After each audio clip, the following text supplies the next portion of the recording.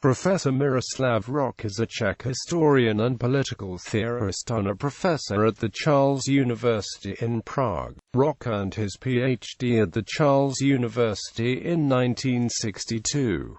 On May 30, 1997, Hroch received an honorary doctorate from the Faculty of Humanities at Uppsala University, Sweden. Miroslav Hroch has earned international academic renown for his works about formation and evolution of the national movements of Central and Eastern European nations. He has significantly contributed to the establishment of comparative history as a research field in East-Central Europe. Hroch defined three chronological stages in the creation of a nation. Phase A. Activists strive to lay the foundation for a national identity. They research the cultural, linguistic, social and sometimes historical attributes of a non-dominant group in order to raise awareness of the common traits, but they do this without pressing specifically national demands to remedy deficits.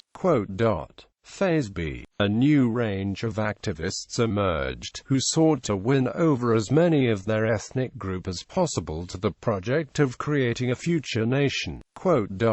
Phase C. The majority of the population forms a mass movement. In this phase, a full social movement comes into being and movement branches into conservative, clerical, liberal and democratic wings, each with its own program.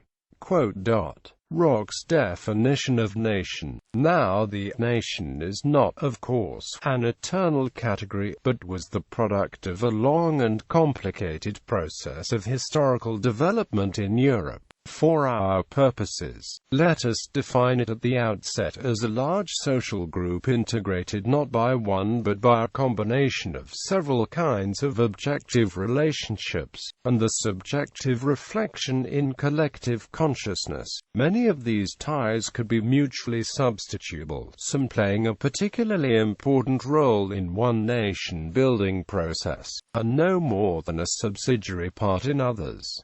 But among them, three stand out as irreplaceable. A. Memory of some common past, treated as a destiny of the group, or at least of its core constituents. A density of linguistic or cultural ties enabling a higher degree of social communication within the group than beyond it. A conception of the equality of all members of the group organized as a civil society. Books